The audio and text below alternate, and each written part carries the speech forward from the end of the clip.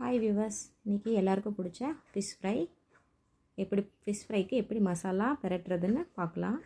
அதுக்கு நான் 2 கிலோ பாறை மீன் எடுத்திருக்கேன். பாறை மீன் எங்கள் பாப்பாவுக்கு ரொம்ப பிடிக்கும். அதனால் இன்றைக்கி சண்டே பாறை மீன் எடுத்துருக்கோம் நாங்கள். அது நல்லா வாஷ் பண்ணிக்கோங்க. மீன் வாஷ் பண்ணுறதுக்கு நல்லா கற்றுட்டு வாஷ் பண்ணுங்கள். உள்ளெல்லாம் ப்ளட் இருக்கும். நம்ம அப்படியே விட்டுட்டு மசாலா போட்டோன்னா சாப்பிடும்போது ரொம்ப கசப்பாக இருக்கும், ஸ்மெல்லும் அடிக்கும். அதனால் ஒரு 4-5 வாட்டி கல்லுப்பும் 1/2 கப் தயிரும் ஆட் பண்ணி நல்லா வாஷ் பண்ணி எடுத்துக்கோங்க. தண்ணி நல்லா வற்ற வச்சுட்டு அதுக்கப்புறம் எடுத்து ஒரு பாத்திரத்தில் மீன் துண்டுகளெல்லாம் எடுத்து போட்டுட்டு வரமிளகாத்தூளும் உப்பு, இஞ்சி பூண்டு பேஸ்ட்டு ஒரு 4 ஸ்பூன், 2 கிலோவுக்கு 4 ஸ்பூன் நான் போட்டிருக்கேன்.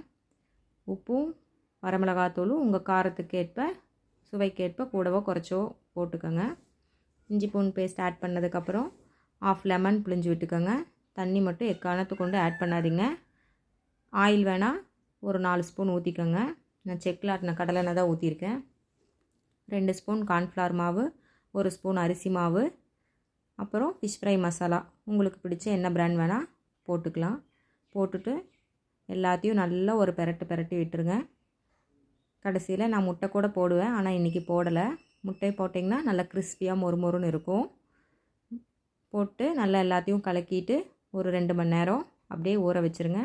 நீங்கள் ஃப்ரிட்ஜில் வச்சாலும் சரி, வெளியில் ஒரு பிளேட்டில் வச்சு காய வச்சாலும் சரி, 2 மணி நேரம் கழித்து எடுத்து ஆயில் நல்லா ஹீட் ஆனதுக்கப்புறம் பொரிக்கணும். ஹீட் ஆகிறதுக்கு முன்னாடி போட்டுறாதீங்க, மசாலா பிரிஞ்சு போயிடும். ஹீட் ஆனதுக்கப்புறம் ஃபிஷ்ஷை போட்டு அப்புறம் வேணால் கொஞ்சம் இந்த பக்கம் அந்த பக்கம் திருப்பி போட்டு சிம்மில் வச்சுருங்க.